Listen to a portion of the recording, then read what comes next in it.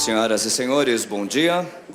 Vamos dar início à segunda edição do evento Indústria do Futuro, Futuro da Indústria. Este encontro propõe o debate sobre a situação brasileira e análise do atual movimento de mudanças nas relações trabalhistas no mundo. Solicitamos a todos que desliguem os celulares ou então os coloquem no modo silencioso. Agradecemos a presença das autoridades federais, estaduais, municipais, empresários, presidentes de sindicato, imprensa e demais convidados. Para abrir o evento, convidamos o presidente do Sistema Firjan, Eduardo Eugênio Gouveia Vieira.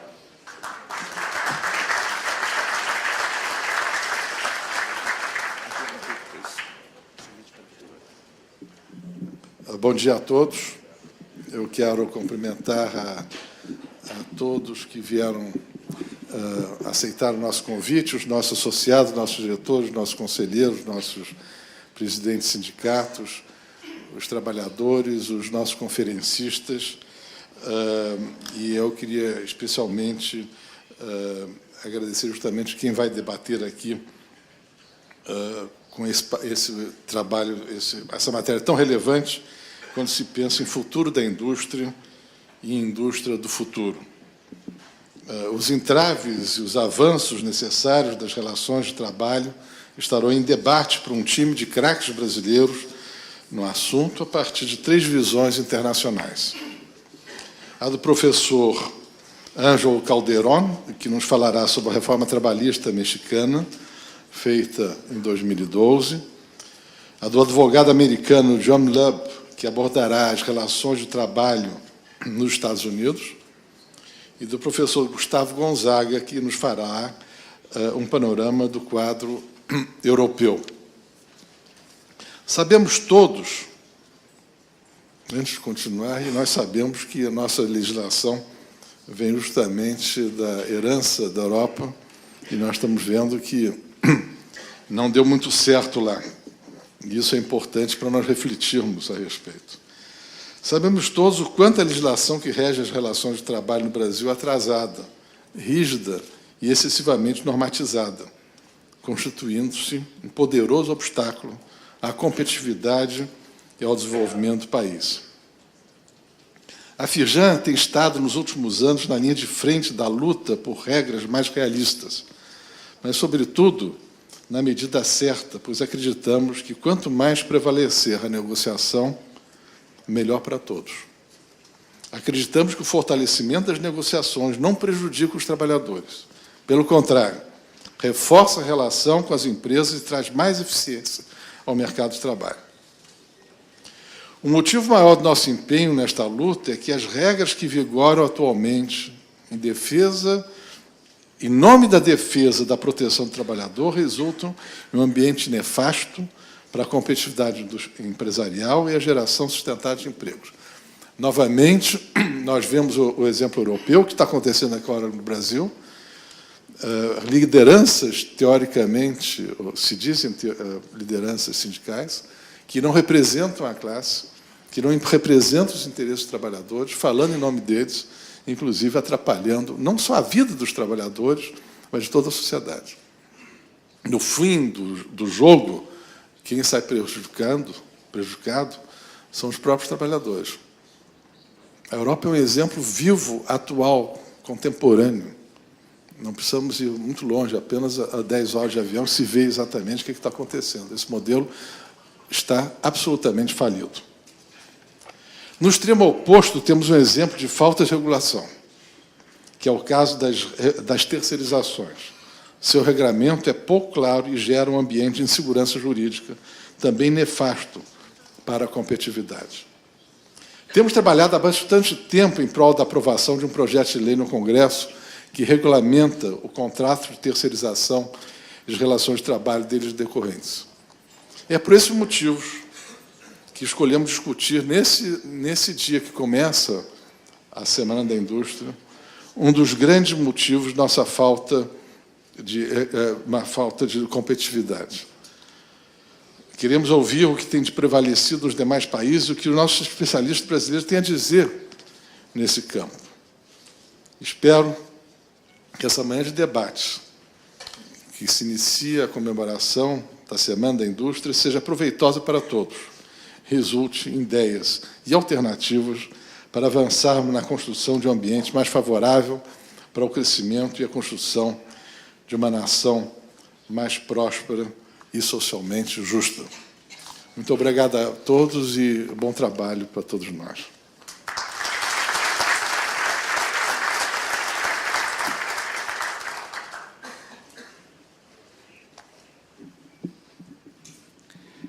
Bem, dando continuidade ao evento, teremos agora exposição e talk show para debater as principais questões do mundo do trabalho, tendo em vista experiências internacionais bem-sucedidas e o atual movimento de mudança das relações trabalhistas. Convidamos ao palco Johan Luben, advogado trabalhista da Littler Mendelssohn, New York, Estados Unidos.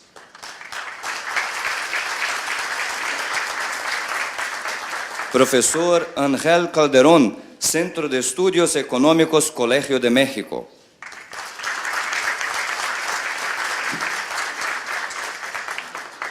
Gustavo Gonzaga, professor da PUC Rio.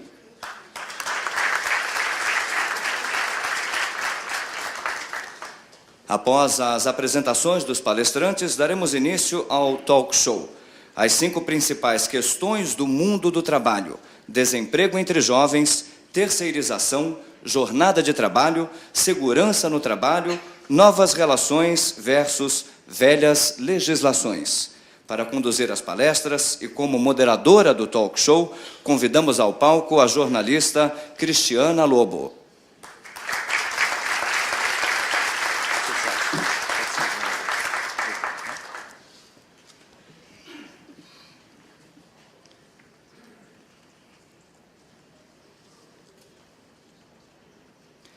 Com a palavra, a jornalista Cristiana Lobo.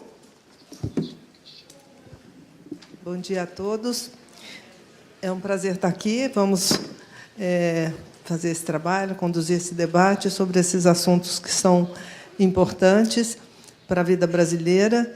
E eu acho que há alguns anos o Brasil discute a sua legislação trabalhista. A gente vive um duelo muito forte nos últimos anos. A gente vê isso no Congresso, vê isso nas fábricas, nas indústrias, e o resultado é que a gente não tem conseguido avançar muito. Desde os anos 90, a gente faz esse tipo de debate no Brasil. Nossa legislação é da década de 40, já tem 70 anos, e o mundo é outro. Então, é para isso que estamos aqui, para discutir, para ver quais são as propostas que o Brasil pode discutir, pode aprender, quais as lições que o Brasil pode aprender e pode incorporar à sua legislação. Então, nós vamos começar, cada um dos palestrantes terá 20 minutos, e vamos começar com o senhor, Johan Luben.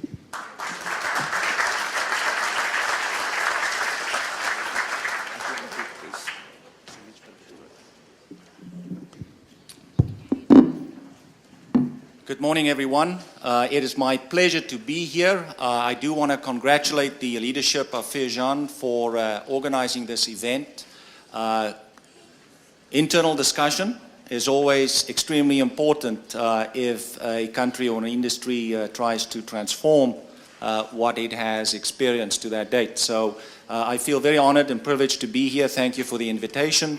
And I'm also very honored to share this podium with my fellow speakers. So I'm going to talk today from the perspective of the U.S. I am a lawyer by training. I represent multinational corporations who invest all over the world. And I have guided U.S. corporations who invest in Brazil as well. So I've had the privilege of doing some work with investors who come to your country. So my perspectives are those of a practicing lawyer. I do want to tell you that my world and my views are also formed by, of course, my own past. And until 20 years ago, I practiced labor law in South Africa. So I also bring that type of perspective to the discussion. But today, my comments will be limited to an American perspective. what I would like to cover with you today is start off just to talk about the principle of flexible labor laws and why that is important. A lot is being said about requiring flexibility, and so asking just the basic question, why is that so important? Then I want to spend just a few minutes to give you an overview of the US labor market at this moment. What has happened, particularly in the last 5 years?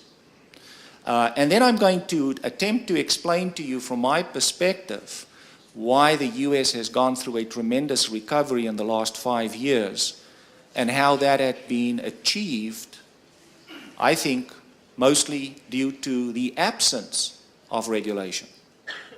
And that would be the message that I would like to leave you today. So let's start off with those of you who read widely.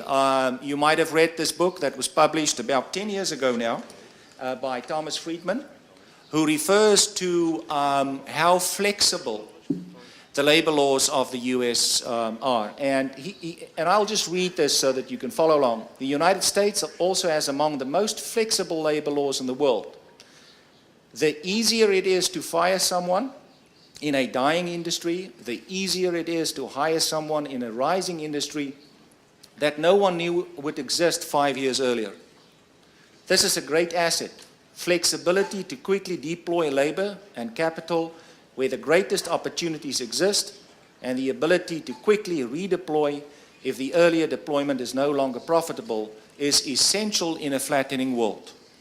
And this concept of the flattening world is so important for us because, like the US, Brazil does not live and operate in a vacuum. You are part, and a very important part, of the global economy.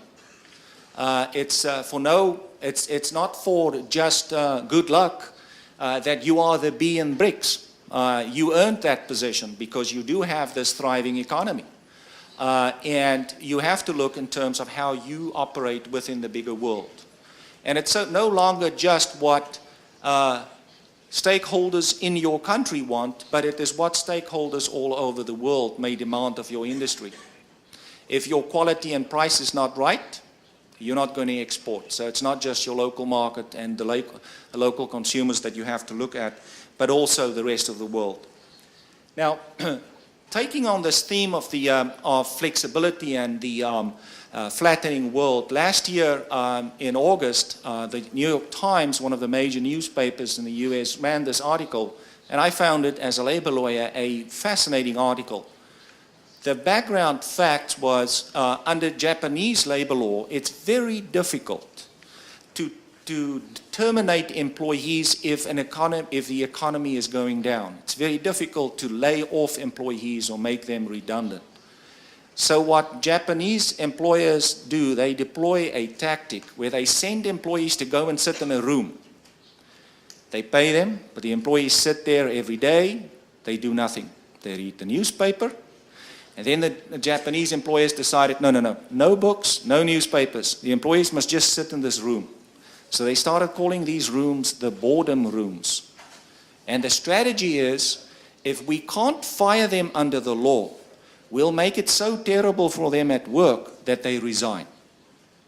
And so I ask the question, if your law is too restrictive that you cannot shed employees, is that with permission, the ridiculous strategies that employers have to utilize to effectively get rid of employees? And this article concludes with a statement by comparing the US and Japan, and makes this very important point. Yes, when employees get terminated because of a slowdown or the business is not good, they suffer, undoubtedly so. But other employees may be employed and they may be retrained for a new industry. And that's the flexibility that I think the world economy demands of us. So, having said that, and that's the foundation of my message to you, is flexibility is important. It's important to be a global player for any country, including Brazil. Let me just give you factually a little bit of background about the US, because this will give the context of my comments. So we have about 317 million people in our population. We're about 120 million more than in Brazil. You're about 190, correct? Million. Our workforce as of April is 138 million. So those are people who are actively working. Our unemployment rate, 6.3%. It's slightly higher than yours. I understand yours is 4.9. And we have a low inflation rate. And like many other countries, we're not giving enough birth to people. So our population is shrinking, but not as much as the Japanese. So let me spend just a few minutes on looking at what has happened in the US in the last 5 years. So 2008, we have a collapse of major investment banks in the US. Lehman Brothers goes down in September of 2008. It was a serious crisis in the US. There was speculation at one point that we will not be able to withdraw money from ATMs.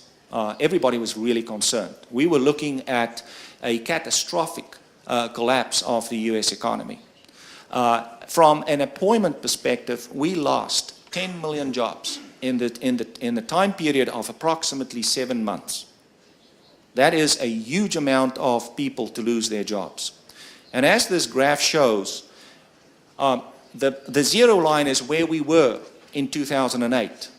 In December of 2007, the US economy had employed the most people ever in the history. And it was about 140 million people, 145 million people that were employed. So this graph shows how we've now, over the last 5 years, we have turned it around and we've gotten closely to where we were. And the other statistic that I do want to share with you is, this is the rate at which the US economy now creates new jobs. So in the preceding 12 months, every month on average, the US economy created about 197,000 jobs. If you look at the last 4 months, that average is up to 238,000. And last month in April, we had close to 288,000 new jobs that were created. The last statistic that I want to leave with you is the issue of labor participation rate. In other words, those are people who are actively working, but including those who are actively looking for a job. There has been a decline in our labor force participation rate. And it is not necessarily tied to the economic depression that we've had. There are other social factors that play a role. We have, I'm at the tail end of the baby boomers. So those who were born 15 years before me started retiring. We have about 10,000 people that retire every month. So that is a movement out of the market. And we are accepting in the US that our labor force participation rate is going to decline. So you may ask, so here's a lawyer giving us a lot of economic data. What does he mean by that? So what the thesis is that I wanted to do with you is, how did we get from losing 10 million jobs to regaining those jobs? Was this the result of a US government that instituted a lot of measures to create jobs? Was this a government initiative to embark on major capital investment programs, infrastructure investment programs like they did in 1929 with the Great Depression? The answer is none of the above. American industry achieved this tremendous growth and turnaround, I submit to you, because of the absence or the lack of regulation. If we had too much regulation, this would not have happened. So that's the thesis that I have with you, and I want to explain to you from the perspective of as a labor lawyer where the flexibility is and why it is that American business persons can indeed go out and create jobs in an environment where it's not overregulated. And there are a few points that I'm going to leave with you. As you may appreciate, of course, it's a complex issue. I am oversimplifying and giving you the main points from my perspective. First of all, it is easy to hire people. We don't have obstacles in hiring people. It's easy to get people in the job, but it's also easy to get people out of the job. There is one best job security in life, and that is the entrepreneur that creates the job. It is not a regulator that says, keep the person in the job. And I underscore this with the example of the Japanese. Japanese have serious obstacles of terminating employees. So all that people do is they will devise strategies. Your neighbors to the north in Venezuela prohibit the termination of employees. So what do employers do in Venezuela? My terminology, they engage in terror activities with employees or bullying activities. And I say it with the greatest respect. But again, the theory is like with the Japanese, you get employees to a point where they say, no more, I'm going to resign. Because a resignation is okay, but if the employer says, this is not working out, that's not acceptable. And I rather submit to you a system where an employer can say to the employee, I no longer need your services, or this is not working out, you are not the right fit for this position, or you are not performing well enough. That system should be allowed so that employers can terminate the employment relationship.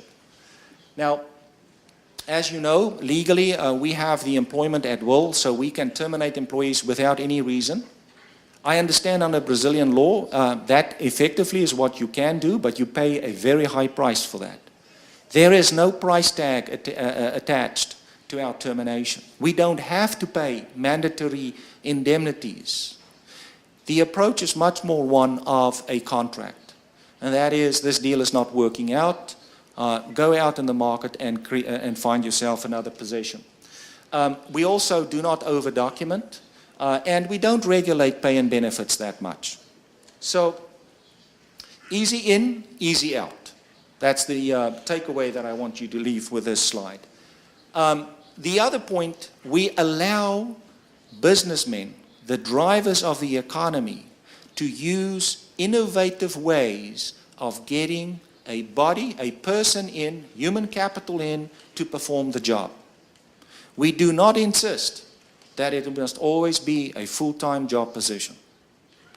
The world economy, the way in which we do business, the way in which business organizations exist and structure themselves have changed. They've changed dramatically over the last 50 to 70 years.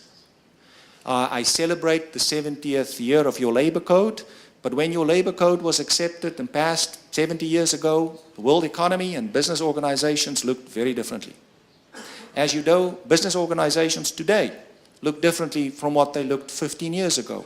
Fast changing. That's what the world economy requires of us as full participants.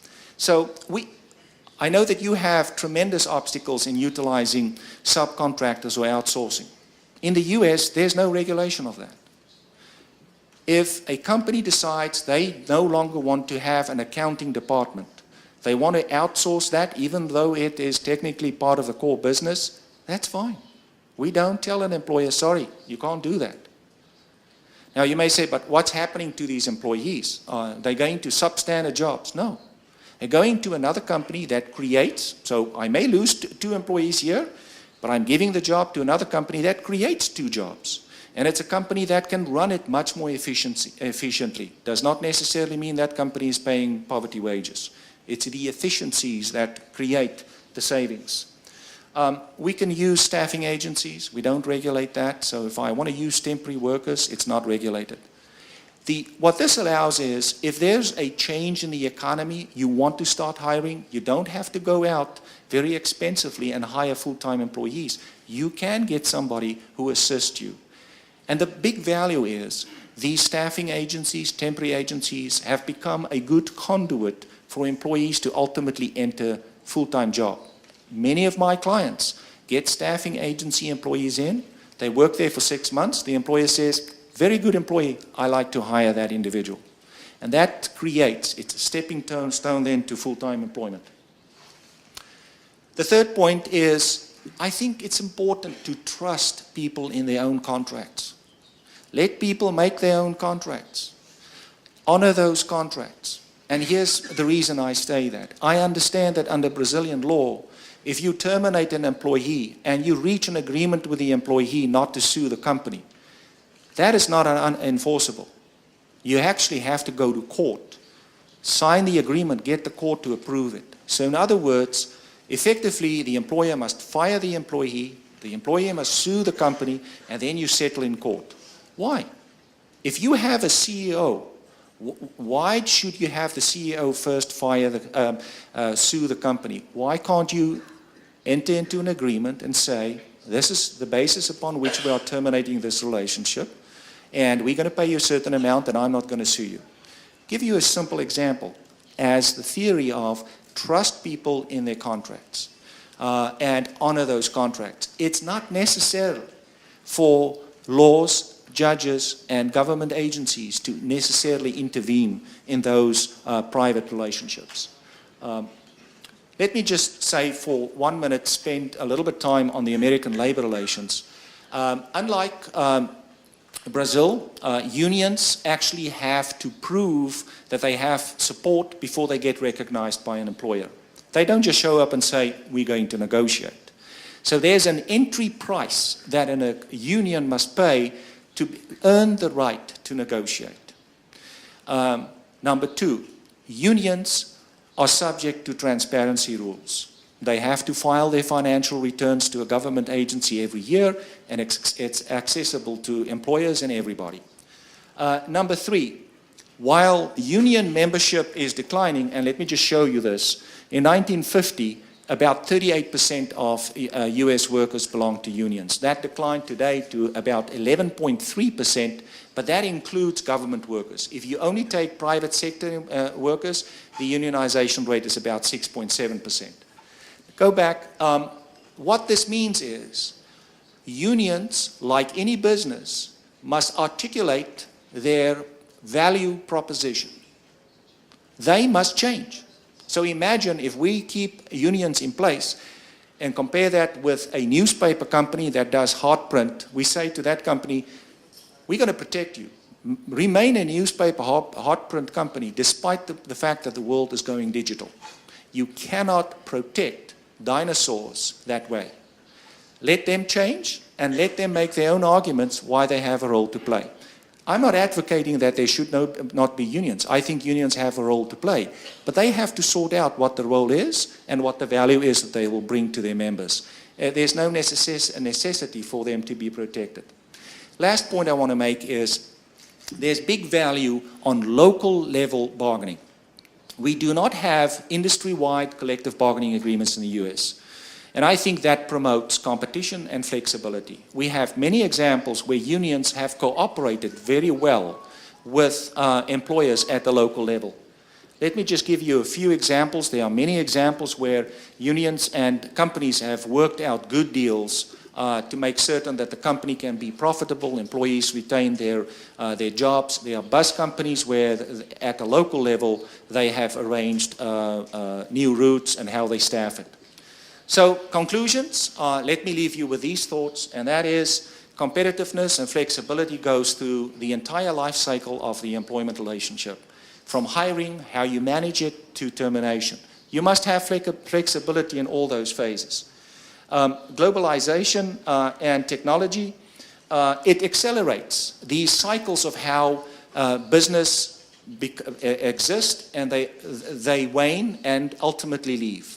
I hear this many, many times now from CEOs that say, I don't know what my business is going to look like in 5 years' time. You look at business in the publishing industry, many publishing executives will tell you, I have no idea what my business will look like. So it requires nimbleness, it requires flexibility. We have to revisit the protections we give to employees. We have an approach that we have a huge, wide range of protections and we give it to all employees. I think with the changes in the world economy, the time has come for us to ask, must we give all those protections to every employee? Must the CEO, must the vice president, must the manager get exactly the same protection than the blue-collar worker? I submit to you, no. Extend the protections to the blue-collar worker, but for those at the top end of the pyramid, they're in a much better position to bargain their own deal, and there's no necessity for that protection. countries have dealt with it in different ways. In South Africa, for example, employees who earn above a certain threshold, which would be about the equivalent of approximately 100,000 reais, they don't have a lot of the protections under law. So with those few thoughts, I hope that contributes to your discussion here today, and thank you again for the opportunity.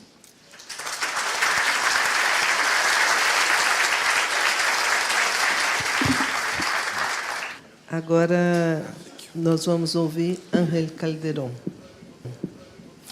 Yeah, thank you for the invitation. After the presentation of the United States, I just want to think loudly that it's hard to say that Mexico is the neighbor of the United States, and it's the major. They are our largest partner, and there's a saying that it's attributed to a Mexican president in the early 90s, early century, previous century, which is poor Mexico, so far from God and so near from the United States. As opposed to the United States, Mexico, we have a tradition of regulation since the colony, since the Spaniards. I'm not aware of the Portuguese experience with Brazil, but in Mexico, we used to have from Spain, or it wasn't Mexico yet, it was the Nueva España, we used to have sent all the regulations, and the vice rector would say, I obey, but I do not fulfill. So, different countries, even different realities. I mean, sometimes for you in the States, it's probably normal to see. Last year I was looking at the Superman cartoons. They keep producing them, and Clark Kent was sacked, and he was now a freelance. Superman was a freelance, and probably joining a service company that outsources the services for this famous newspaper. In Mexico, since we signed NAFTA in 1994, the situation, the labor situation, the product market situation in Mexico radically changed.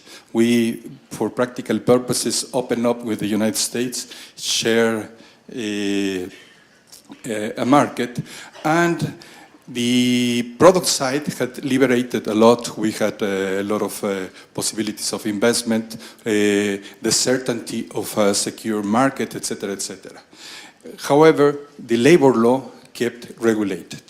So when they asked me, what do you think the impact of the labor reform of 2012 is going to be in Mexico?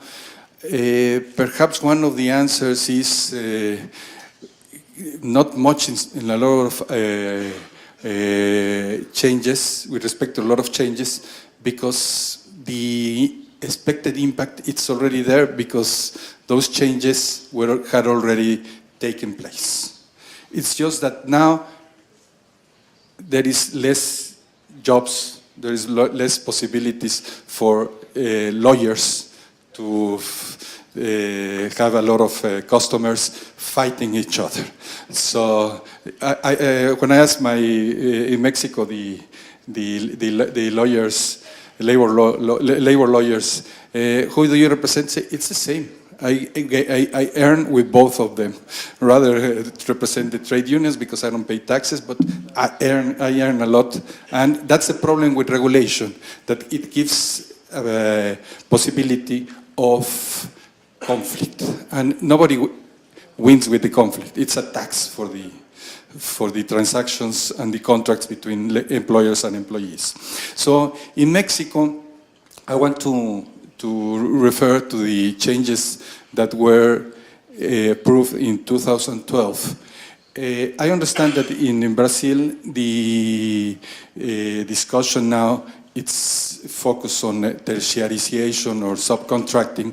In Mexico, it was possible to have at least a clear definition, a clear law stating what was going to be understood by subcontracting, what was going to be allowed and what was not allowed.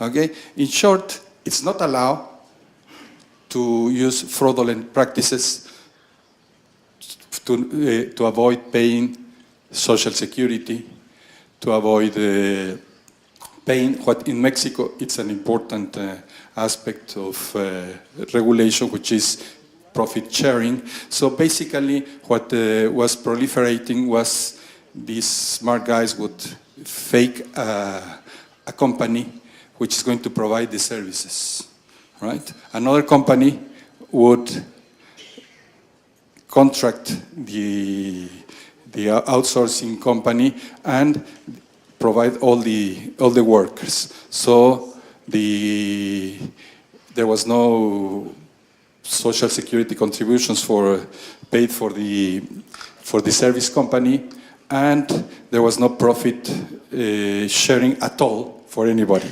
For example, that was the case of Bancomer, BBVA Bancomer, a major bank in Mexico, owned by the Spanish majority. They did a service company, and they put all the workers there. So 40% of the profits in the BBVA at the world level were from Mexico, and partly the workers were very upset about this kind of extreme situations. There were other subcontracting, outsourcing, which was really necessary because of the core business of industry, the core business of enterprise. Ford Motor Company or Volkswagen, they didn't want to do all and each single part of the production line. There were a lot of auto parts, small auto parts firms that would provide the seats, a lot of parts of the car which are not essential for Honda or Ford. And what they were doing, they wanted to outsource not only the production of that particular part of the automobile or aeronautic industry, but they also wanted to outsource the carrying of these parts, the assembling of these parts, and they kept doing this, but they were in the uncertainty of what was allowed and what was not allowed. Are they going to be subject to liabilities, and they're going to have a long and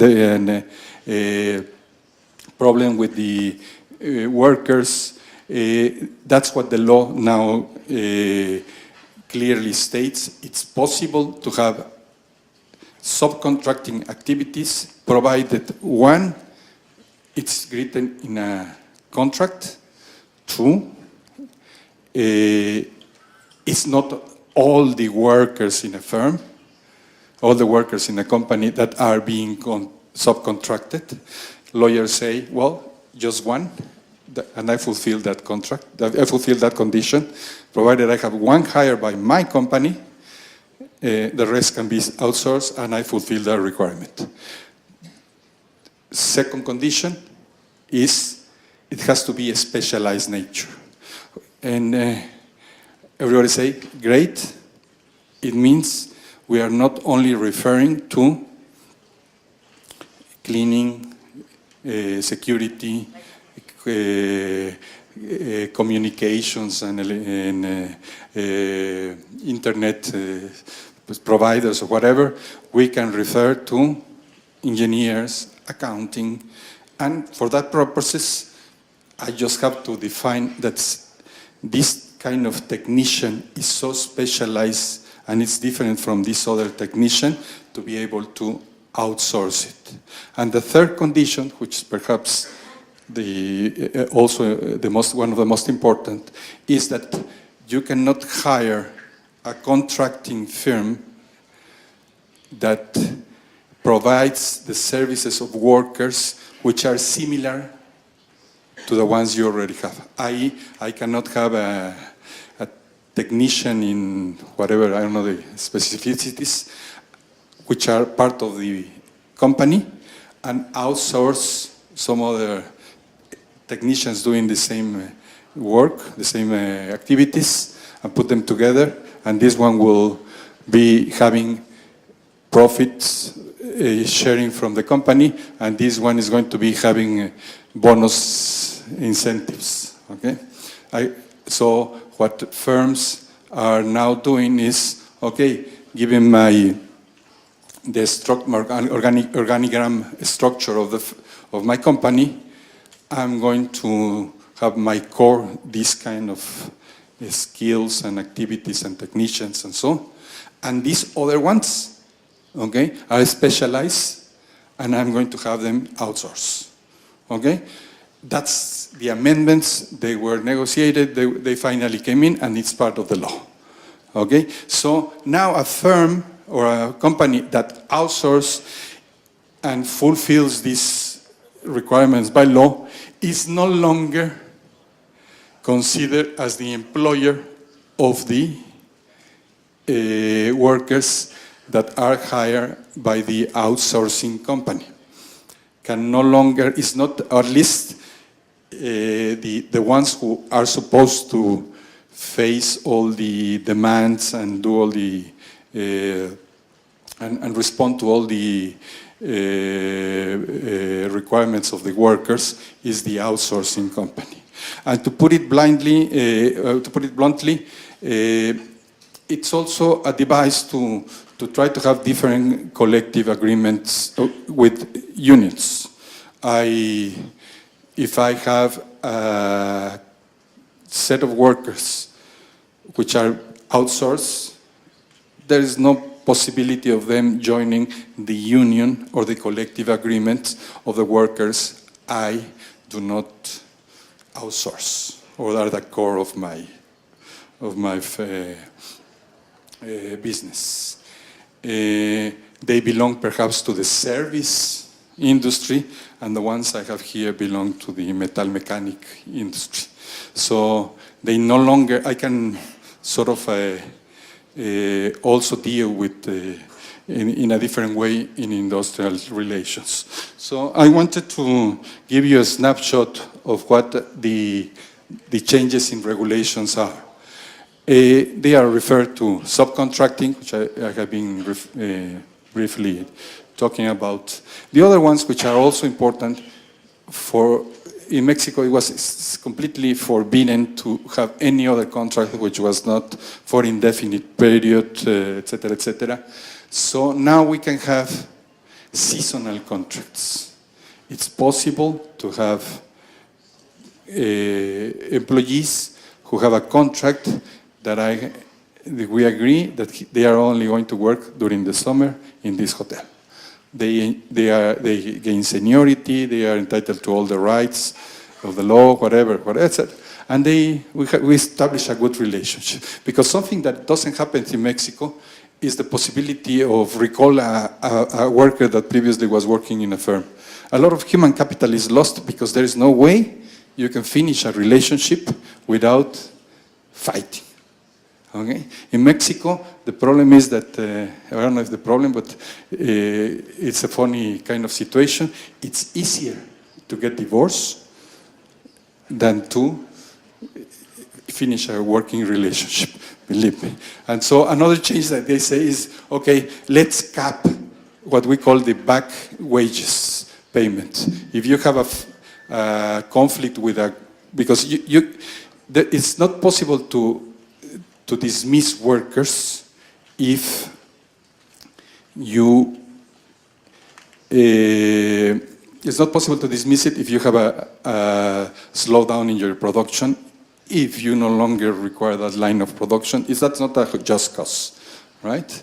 It's not a just cause just because they are not efficient, right? It has to be a really just cause. They hit you, or I don't know, they had some immoral behavior or whatever, right?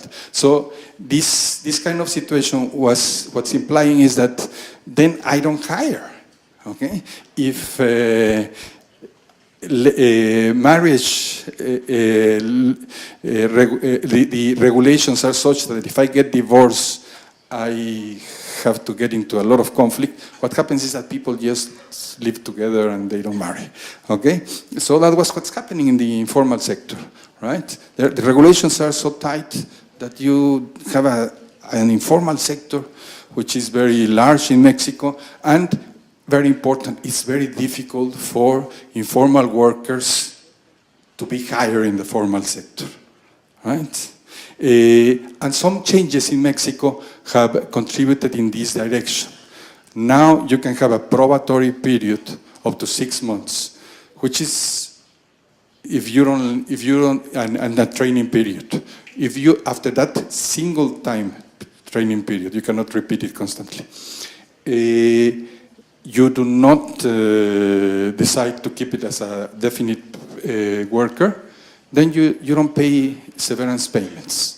And that, in my view, is very, very interesting change, because there is what we economists call asymmetry in information. You don't know if the other person might be a skillful or the kind of person you want, but if regulations and the punishment of making a mistake are so high, you don't risk. You rather go and hire they call them headhunters, and they get somebody from another firm, right? So the other changes that are now taking part in Mexico, and it's possible to do, is to hire somebody in part-time. Now you can pay on hourly wages, right? You can hire somebody for 4 hours, 6 hours, and the requirement is that you cannot pay this person less than what the minimum salary for the day is, okay? Mind you, the minimum salary is very low, very, very low in Mexico. So that's the kind of changes have been happening in Mexico. There are other changes which point more towards the transparency, accountability of unions towards their workers. We have a different tradition than in Brazil and in the United States regarding trade unions, so I wouldn't like to spend a long time referring to this, but one thing that now any worker can do is see their collective agreement in internet, right, and see what their union leader has been negotiating for him, okay? The other thing is that I can also see the collective agreement of my competitive firm, okay? And I'm not so sure that's so interesting in terms of information or whatever it is. But there are a number of changes which in a certain audience, people always ask, you don't refer the most important changes. And say, well, they were supposed to be cosmetic, or at least, no, but no, they're not cosmetic, they are very important because, and it's a lot of, it has to do with, and it's important, they are important, okay? So now it's defined that the job must have a certain dignified situation or whatever, but some of them might turn out to be even more difficult for a firm to fulfill and be in the formal sector. For example, if you are larger than 50 workers, then you need to have in your firm special handicap corridors and bathrooms and whatever, and it's just regulations and more regulations, because part of the amendments were in this direction of the human rights and the dignified position of the workers. For example, now sexual harassment is a reason for just dismissal, bullying, etc., etc. Some other important ones are paternity leave, whatever, no? So this kind of changes which are part of a different version of what the job relationship should be, more dignified, better, respecting some minimum standards of atmosphere in the work, and the other ones that have an impact in competitiveness, have an impact in incentives to work, or respond to other kind of questions. And I organized this presentation referring to the backgrounds which led to these changes, especially the subcontracting. Previous to these amendments, there were some what we call jurisprudencias or labor judges saying outsourcing, right, is a peculiar kind of thing because it's not in the law, but and then they refer to the spirit of the Congress in the 30s and whatever, and they say it's a unit of work, the company, and therefore the employer is the employer, and the work jobs, services are not cannot be subject to commercial transactions, so and so. And I think it's this which prompted the need to at least clarify that yes, it's possible to do this kind of outsourcing. And I have these slides, which I'm going to leave them, you can refer to them. Let me see if I have only 1 minute left, but outsourcing, if it's a fraudulent, is definitely forbidden. I mean, it's not possible to just have outsourcing for evading social security.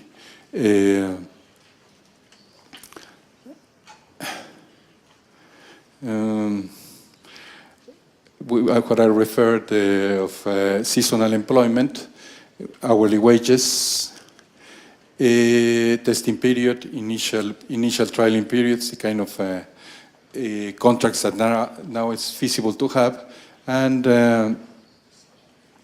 this possibility of more flexibility into the dismissal procedures, which in Mexico was a headache for employers and a headache for workers, because workers, even if they were entitled to these severance payments, if they finished the working relationship, it was very difficult to gain in court. And for practical purposes, the share of workers that really got these severance payments was very reduced. And even those who gained their fight at court, or what we call conciliation and courts, when they get to receive the payment, the company was no longer there. No, they just moved the assets or whatever. So they are there just to make difficult the situation, and they end up making difficult the hiring of people. There is another clause that's peculiar in Mexico, which is called exclusion clause. You cannot work in this company if you don't belong to this trade union. You don't want to belong to this trade union, you no longer work to this company. Now you can work in this company and decide not to belong to this trade union. Well, I would stop now that my time is over. And just conclude that at least it has given clarity, right? There has been some progress into trying to get a more fluid labor market. One of the peculiarities of labor reforms is that it's very difficult to have the voice of those who at some point are going to benefit with these reforms. It's always unions, it's always insiders, and they don't care much about young people, people in the informal sector, who might gain if there is more flexibility in terms of giving them the chance to fulfill a vacancy. it's a bit like musical chairs. No? If nobody stands up, they cannot have the possibility of trying to find a chair. So what these kind of regulations are geared towards is to put some rhythm into it. So it's not so much a concern the unemployment rate of the youth or the young people, right? What is concerned is the kind of situation where you have people who are very unlikely to be able to give them a chance to work.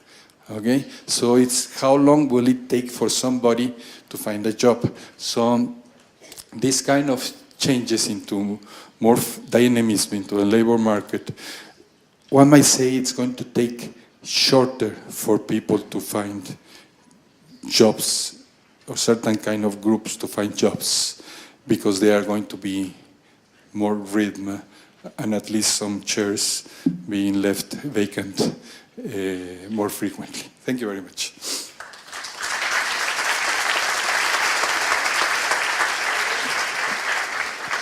Agora, Gustavo Gonzaga vai falar um pouco das relações na Europa.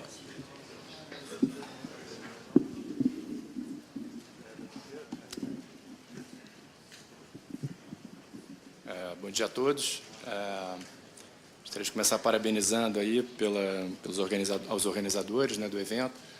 É muito importante a gente debater esses temas de mercado de trabalho, que eles são fundamentais para o crescimento, né, para o futuro da indústria no Brasil, eu diria até para o futuro das firmas no Brasil. Minha apresentação vai ser sobre a Europa, e quando me convidaram, pediram para falar sobre experiências recentes de mercado de trabalho na Europa e lições que a gente pode tirar para o Brasil. Isso tudo em 20 minutos. Então, eu tenho que ser bastante conciso aqui. Vou começar com um gráfico interessante, com muita informação, então vou ter que guiar vocês um pouquinho em relação a esse gráfico. Eu decidi organizar essa palestra falando primeiro dos fatos, né? Quais são os fatos principais do mercado de trabalho na Europa.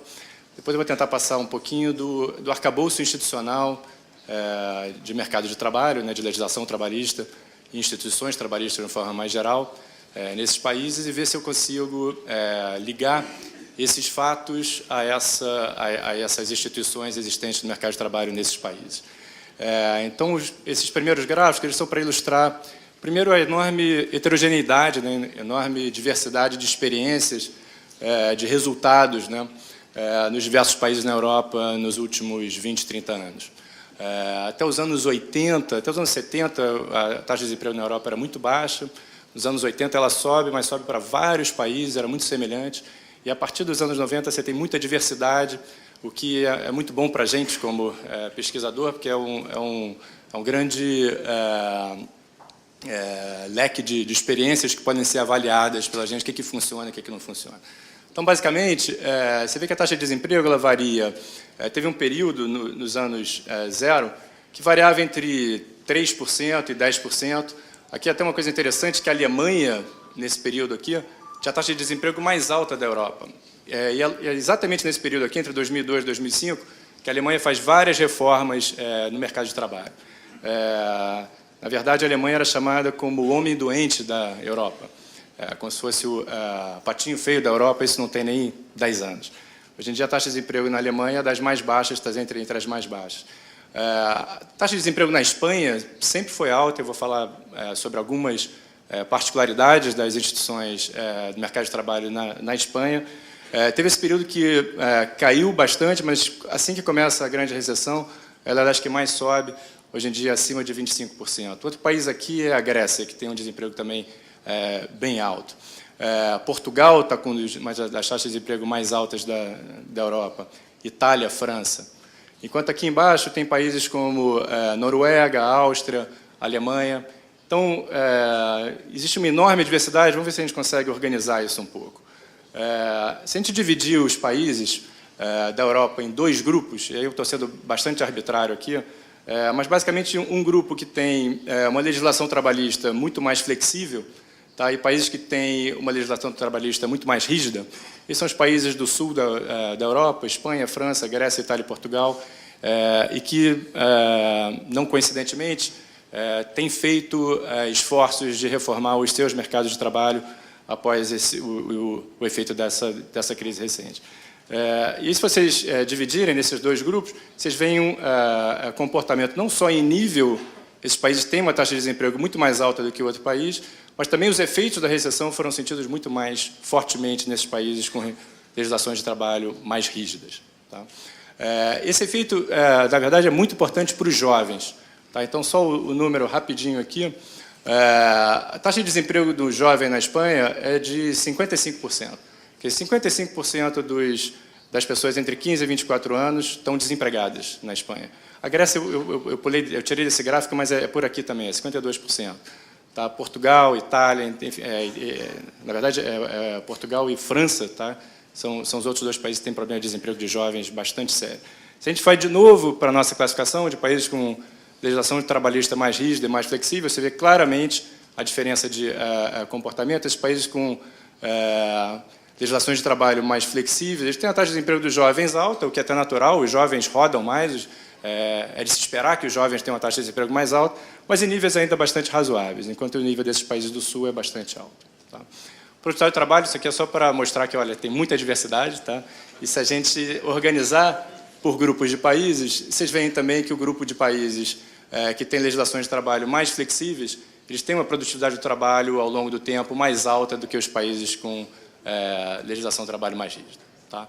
Bom, esses são os fatos, claro, teria vários outros para mostrar, mas a ideia é a gente tentar ligar quais são as instituições de mercado de trabalho que poderiam afetar isso.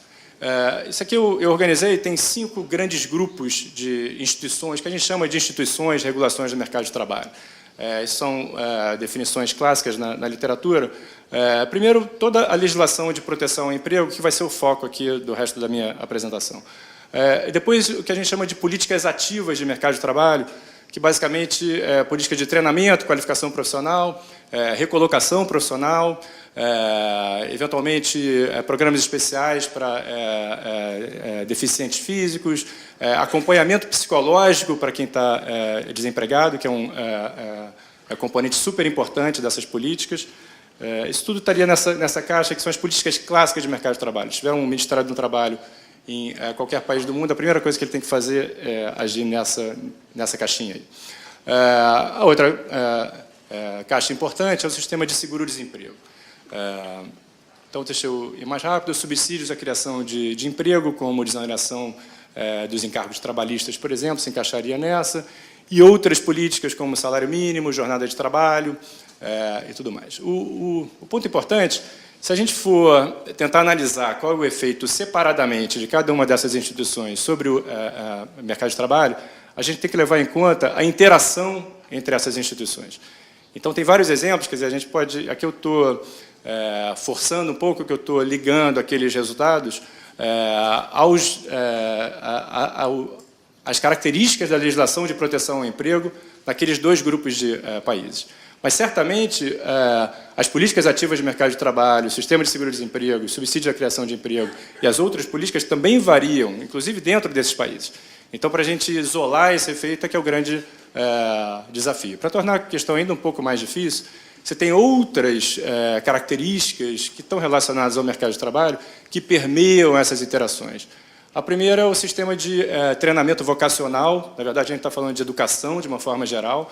E aí os países como a Alemanha, Áustria, Suíça, Holanda são modelos, exportam, inclusive, as suas práticas para o resto do mundo, mas também o próprio sistema de negociações coletivas. A gente está falando se tem mais liberdade sindical, competição sindical, se a organização sindical é mais centralizada ou não, se é no nível setorial, nacional, ou se tem margem para você tomar outras decisões ao nível da firma, esse tipo de coisa.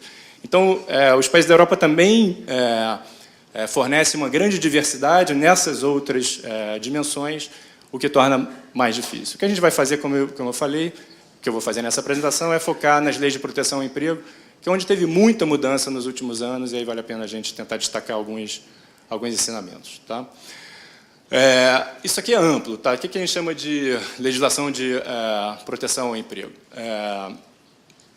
Basicamente, custo de demissão, e aí eu vou dividir entre contratos permanentes, ou com prazo determinado, né, como a gente chama no Brasil, e os contratos temporários. Então, essas duas dimensões que eu vou abordar aqui. Em relação ao custo de demissão, também existe uma grande diversidade de países, eu estou falando de Europa, não só na intensidade, mas também no mix de cada uma dessas medidas. Tem dois indicadores na literatura. Um é esse EPL, que é a Legislação de Proteção ao Emprego, da OCDE, que é o mais famoso, o mais usado. É composto de 21 itens, e basicamente você consegue colocar num indicador qual é o grau de rigidez da legislação de proteção ao emprego em cada um dos países. E outra do Doing Business, que também famoso, correlaciona bem, mas eu vou focar mais no EPL. Tá? Bom, o que a gente está falando aqui? A gente está falando não só de custos monetários de demissão, como indenizações, por exemplo, mas também procedimentos jurídicos, procedimentos burocráticos. Isso, na verdade, é o que caracteriza mais a rigidez no mercado de trabalho desses países do sul da Europa do que necessariamente os custos monetários. Então, a dificuldade em termos de procedimentos é que varia muito de país para país, e é ali que a gente consegue enxergar os principais efeitos. Tá? Então, por exemplo, você tem duração do aviso prévio, isso é uma forma de postergar esse fim desse casamento, né, entre trabalhador e empresa, mas você também tem as indenizações, mas as indenizações são monetárias, são coisas que você pode resolver rapidamente. Tá? Em relação a esses procedimentos, tem várias características que estão nas diversas legislações, nesses 21 itens aqui. Então, por exemplo, como os países caracterizam o que é uma demissão por justa causa e o que é uma demissão sem justa causa, varia muito de país para país. A notificação e aprovação por terceiros, como representantes dos trabalhadores, como conselhos dos trabalhadores. Às vezes, essas notificações, essas aprovações, envolvem uma defasagem muito grande. Então, algo que aquela relação terminaria, mas você tem que esperar ainda 3, 4, 5 meses até que isso seja aprovado, né, por um órgão. Depois tem a coisa da duração média dos julgamentos, no caso dos trabalhadores que vão à justiça contra as demissões sem justa causa. E tem uma coisa que alguns países da Europa, por exemplo, a Itália tem, que é muito interessante, que existe o risco de reintegração. Então, você pode ter um processo que leva 2 anos, 2 anos e meio, 3 anos, e no final do processo esse trabalhador ganhou, ele tem que voltar para a empresa. Quer dizer, imagina a dificuldade operacional que isso gera. Tá? Depois toda a questão de demissões coletivas versus individuais, enfim, são essas várias dimensões, e aí, se vocês forem nos indicadores da OCDE, tem uma descrição completa, país por país, o que existe em cada um deles e como que foi mudando ao longo do tempo. Tá? A outra dimensão é de contratos temporários. Então, os contratos temporários, basicamente, restrições ao uso, né? Que nos Estados Unidos não tem restrição nenhuma, mas em vários desses países colocam algumas restrições, e, enfim, eu vou destacar que esse vai ser um ponto importante na minha análise. E depois, o número de renovações permitidas, quantas vezes você pode ter contratos temporários. Então, vamos lá, quais são as principais lições? O objetivo desse tipo de legislação é a estabilidade no emprego. Quais são os principais problemas? Se as restrições elas são excessivas, elas inibem a própria criação de emprego. Se é muito difícil você demitir, as firmas acabam contratando menos. Tá? E principalmente em tempos de crise. Tá? Se há dificuldades financeiras ou econômicas para as firmas, essas firmas têm muito pouca flexibilidade. A evidência para os países europeus é que quanto mais rígida esse indicador, na verdade, mais inseguro se sente o trabalhador em relação ao emprego. Então, são pesquisas de opinião que são feitas e que, na verdade, existe, paradoxalmente, que você tenta proteger o trabalhador e ele se sente mais inseguro. Basicamente porque, uma vez desempregado, a probabilidade dele ser recontratado vai ser menor. Tá?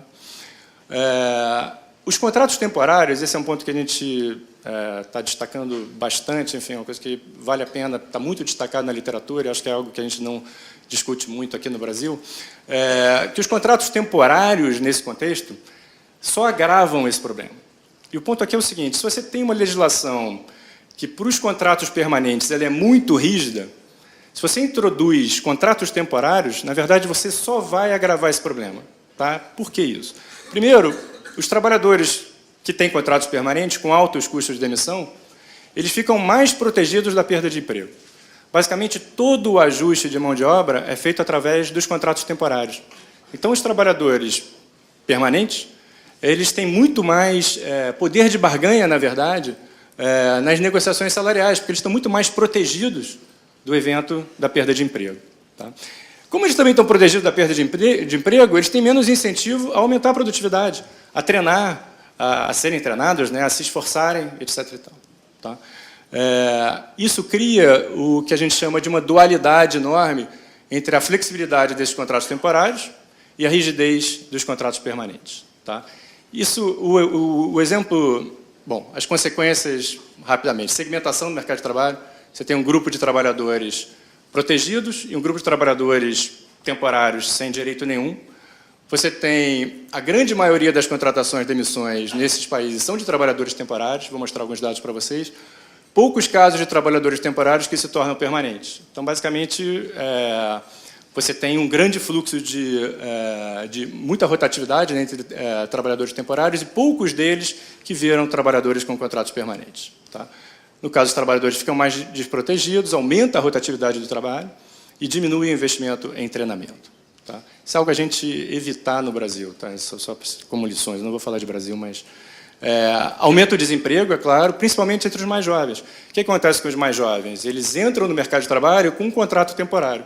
Alguns deles vão conseguir um contrato permanente, mas muitos deles vão conseguir só outros contratos temporários e ficam desempregados, por isso você tem aquelas taxas de 50% ali que a gente viu no início da apresentação. E prejudica o crescimento da produtividade das firmas, em última análise, porque você não treina os caras. Tá? Bom, a Espanha é o caso emblemático disso. Nos anos 90, eles tentaram resolver o problema de desemprego deles, introduzindo contratos temporários, quer dizer, flexibilizando esses contratos. Mas eles não diminuíram o grau de rigidez dos contratos permanentes. Então, basicamente, entre 98 e 2007, 87% das contratações eram via contratos temporários. Não se contratava mais trabalhadores com contratos permanentes. Taxa de desemprego, como a gente viu, em níveis recordes e baixa produtividade. Tá? E, de novo, crise apareceu de novo em 2008, a taxa de desemprego sobe bastante na Espanha mais uma vez. Tá? Bom, qual seria o modelo alternativo, né, que existe na literatura? A Dinamarca tem, na verdade, existe desde 1899 na Dinamarca algo nessa linha, e a partir de 1960 está numa constituição, uma espécie de constituição de mercado de trabalho lá. Mas a União Europeia também tem, desde o início dos anos 2000, tem essa agenda que eles chamam de flexicurity, tá? Que é basicamente você dar flexibilidade e segurança ao mesmo tempo. Mas eles veem flexibilidade e segurança como complementares. Tá? A ideia é você ter um ponto de equilíbrio entre esses arranjos flexíveis de emprego, mais transições seguras entre postos de trabalho. Então, basicamente, a preocupação é com a estabilidade da renda dos trabalhadores, e não necessariamente do emprego. Se o emprego deixou de fazer sentido, como que a gente viu na primeira apresentação, o ideal é que esse emprego não continue, que o governo não continue, ou a legislação não continue, de certa forma, incentivando a que esse emprego, que essa relação permaneça. O ideal é que realmente esse emprego, que essa relação termine, mas claro que existe a preocupação com a renda dos trabalhadores. Então, o foco devia ser todo na renda dos trabalhadores.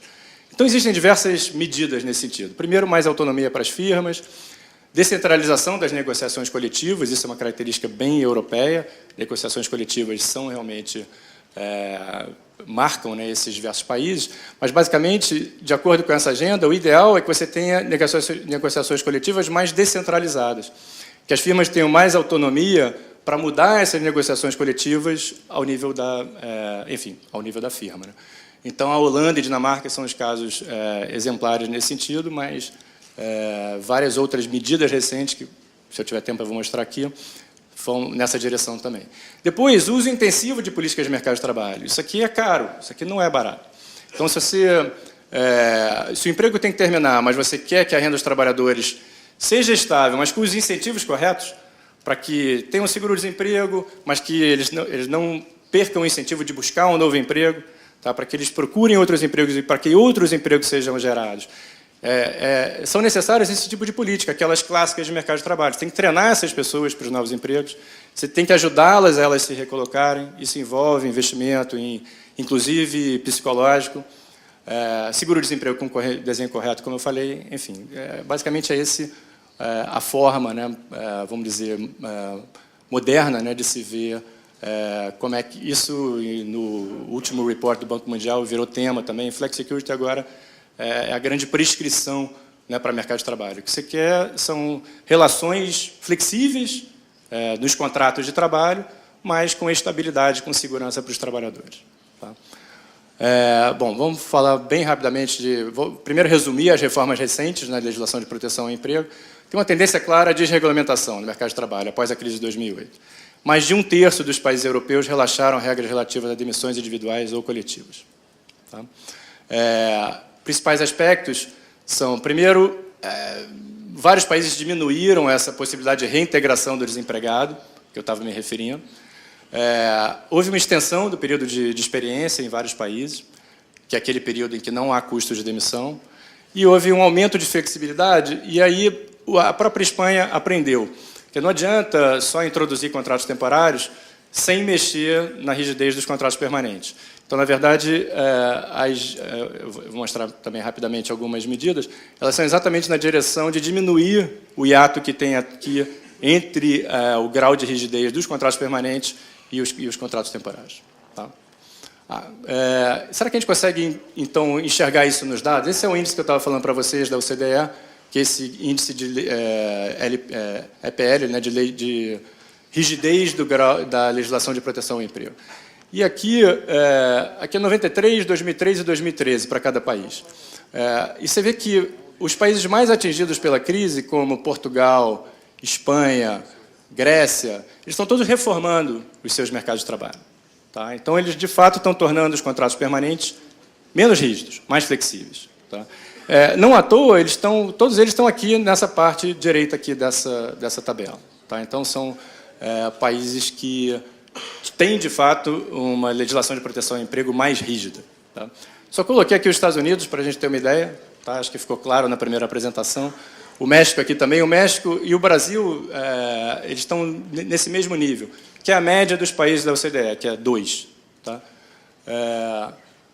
Bom, se a gente separar naqueles dois grupos, os do sul da Europa, com legislação mais rígida, e os com legislação mais flexível, você vê que esses países estão, na verdade, reformando bastante o seu mercado de trabalho, de forma até que eles estejam semelhantes de acordo com esse índice. Claro que o funcionamento do mercado de trabalho vai refletir todas aquelas outras instituições que eu estava me referindo naquele slide anterior. Tá? Mas, basicamente, em relação à lei de proteção ao emprego, houve várias reformas que eles já estão mais próximos da média desses países. Mas, assim, por exemplo, Portugal era o mais alto, continua o mais alto. Tá? E caiu aqui, sei lá, 30%. Tá? Então, tem muita coisa ainda a ser feita. Tá? Alguns exemplos de reformas recentes, eu não sei muito bem o tempo que eu tenho, eu vou só falar de uns 2 países aqui para a gente, antes de terminar. Basicamente, a Espanha fez 2 reformas. Uma em 2010, basicamente aumentou os custos de demissão de trabalhadores temporários. Em fevereiro de 2012, teve mais prioridade para negociações coletivas ao nível da firma, aquela história que está falando de autonomia para como implementar essas negociações coletivas ao nível da firma. Redefinição de casos de demissão por justa causa, redução dos custos de demissão sem justa causa, alguma eliminação de entraves burocráticos, de necessidade de autorização administrativa em caso de demissões coletivas, redução do aviso prévio foi de 1 mês para 2 semanas, o aumento do período de experiência para 1 ano para firmas pequenas, firmas com menos de 50 empregados, agora na Espanha tem 12 meses de período de experiência sem custo de demissão, ou com custo de demissão menor, subsídio para indenização por demissão, para firmas pequenas. Como consequência, teve um aumento grande na fração de contratos permanentes, principalmente para essas firmas pequenas. Tá? E houve também moderação salarial nas negociações coletivas, mas o país ainda está muito mal. Tá? Então, assim, a taxa de desemprego ainda é muito alta, mas já foi feita muita mudança na direção correta. Rapidamente, a Itália, em junho de 2012, também fez algumas medidas nessa direção, de redução do custo de demissão. Portugal, entre 2009 e 2013, como eu falei, fez várias reformas no mercado de trabalho, redução de aviso prévio, redução de indenizações para demissão sem justa causa, redução de restrição da demissão, redução do número de feriados, seria muito bem-vindo no Brasil, né? O índice deles, como eu falei, atualmente está mais próximo da Europa. E a França? A França não tem mudado muito. Tá? A França tem custos de demissão de trabalhadores permanentes semelhantes ao da Espanha. Claro que outras coisas funcionam muito melhor na França. Mas você tem contratos temporários que estão sujeitos a regras mais rígidas. Tá? Então, o mercado de trabalho na França permanece altamente regulado. Tá? E há uma necessidade aí de reduzir o custo de demissão, mas muito pouco esforço tem sido feito nesse sentido. Me pediram... Desculpa. Para falar também de jornada de trabalho, que é um tema que sempre ocupa. Jornada de 35 horas. O que a literatura diz? A literatura empírica não acha nenhum efeito positivo da jornada de trabalho sobre emprego. Tá? E, basicamente, a dificuldade de você medir isso é isolar os outros efeitos. Então, quando você usa um grupo de controle adequado e estuda direitinho, não tem efeito da jornada de trabalho sobre emprego. Tá? É um resultado empírico semelhante ao encontrado em outros países, como esperado teoricamente. Tá? Eles chamam de RTT, né? Redução de tempo de trabalho. A RTT foi implementada, isso é outra coisa bastante importante, foi implementada junto com outras medidas. Você teve, junto com a implantação da jornada de 35 horas, a redução de encargos e um banco de horas, um período mais amplo para você seguir. A coisa também pouca gente sabe, na verdade, essa imagem de que o francês trabalha pouco não está nos dados. Tá? A jornada de trabalho média é de 39,5 em 2013. Apesar da jornada de trabalho ser 35, obviamente pode-se fazer hora extra, né? Isso é ligeiramente inferior à média europeia. Então, na prática, o que aumentou? Aumentou o custo para as empresas de lidar com a rigidez da lei, além do custo de horas extras, e eles chamam de dias RTT. As pessoas vão acumulando nesse banco de horas durante 2 anos, chega no final, olha, eu tenho uns 8 dias aí que eu trabalhei muito mais horas. Então, você tira férias, as suas férias vão ser estendidas em 8 dias. Então, essa é basicamente como eles estão agindo. Pouca provável reversão para 39 horas no atual governo. Tá? Bom, e a Alemanha, se eu tiver tempo, eu tenho tempo? Não sei como é que é. 1 minuto?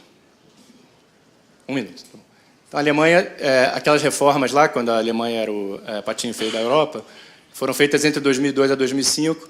Basicamente, tem 3 pilares. Tá? Primeiro é aumento da eficiência das agências de colocação profissional e de qualificação profissional, onde o Brasil pode fazer muito melhor do que faz hoje em dia, tá? Apesar do grande investimento que é feito aqui. Tá? Mudanças no sistema de seguro-desemprego. Tá? Isso, a Alemanha tinha um sistema de seguro-desemprego extremamente generoso. Então, basicamente, você podia continuar recebendo seguro-desemprego para o resto da vida. Isso foi reformado. Na verdade, é um incentivo às pessoas desempregadas buscarem um novo emprego. Claro que junto com todas essas medidas aqui para auxiliar os trabalhadores desempregados a achar um novo emprego. E aí só para destacar essa interação entre as instituições. E no caso da Alemanha, é tão bem sucedida porque eles têm esse sistema de treinamento vocacional que vem desde pequeno. Né?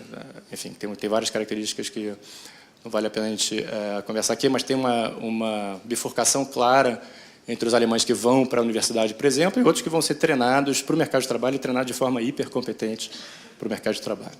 Tá? Em resumo, o que a gente falou aqui. A Europa fornece um vasto leque de experiências, de políticas e instituições de mercado de trabalho. Apesar dessa grande diversidade de resultados, é possível a gente identificar alguns grupos de países que têm instituições semelhantes e que ajudam a explicar essas diferenças de resultado. Em geral, os países que têm legislação de proteção ao emprego mais rígidas têm também maiores taxas de desemprego, principalmente entre os jovens, e menor crescimento da produtividade. Várias medidas recentes de flexibilização foram adotadas pelos países recentemente, mas uma análise mais profunda para identificar exatamente o que funciona ou não tem que privilegiar esse papel dessas interações entre essas diversas instituições para a gente isolar os efeitos de cada uma individualmente. Obrigado. Obrigada a todos, os 3 palestrantes. Eu quero fazer uma pergunta para cada um, começando pelo senhor Johan. Eu gostaria de te perguntar como é que esse mercado flexibilizado, como é nos Estados Unidos, tem lidado com esse novo mundo das novas tecnologias e esse novo mundo da relação de trabalho entre empregador e empresa, empregado e empregador. Nesse mundo, sobretudo nesse mundo novo das novas tecnologias, que a gente vê a juventude mais preparada para esse manuseio aí. Está havendo treinamento dos mais velhos, estão se deslocando. Como é que está sendo feito isso? Thank you. I think that's a very poignant question in terms of where the world is moving, of course, and that is the utilization of technology as a leverage. Even in the archaic industries of lawyers, we are using technology more and more. What's happening in the US is that older workers are indeed catching up. That's extremely important. The one disadvantage is that many employers actually require experience. And this is where the youth has a disadvantage. And I listened with interest to the previous presentation.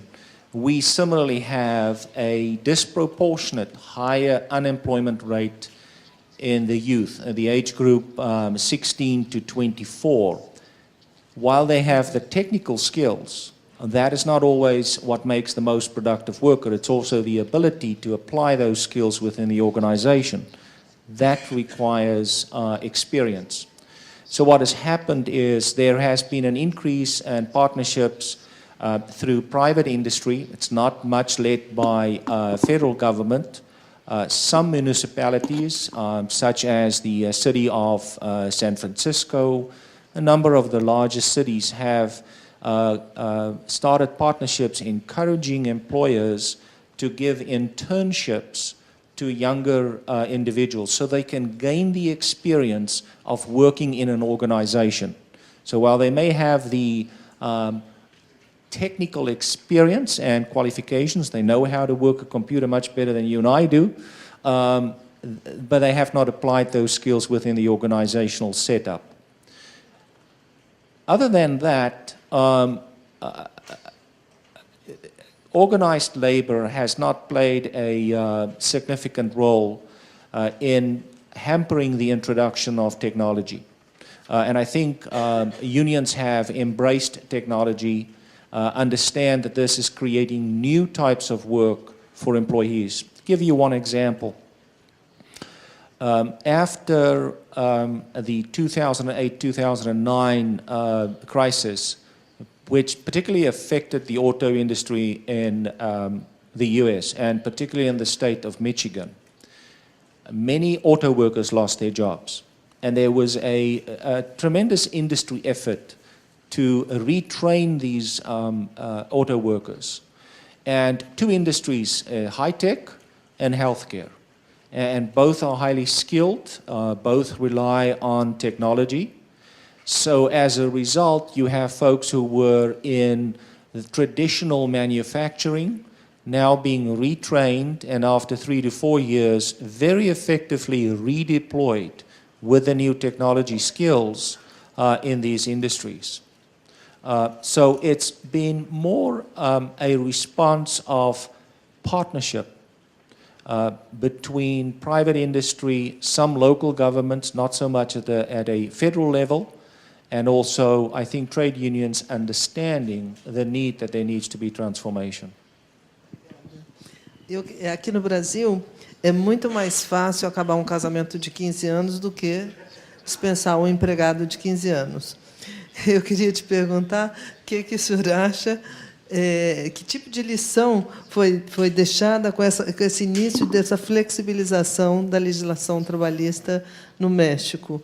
Como é que o mercado está respondendo, o mercado de trabalho está respondendo a essa mudança na legislação?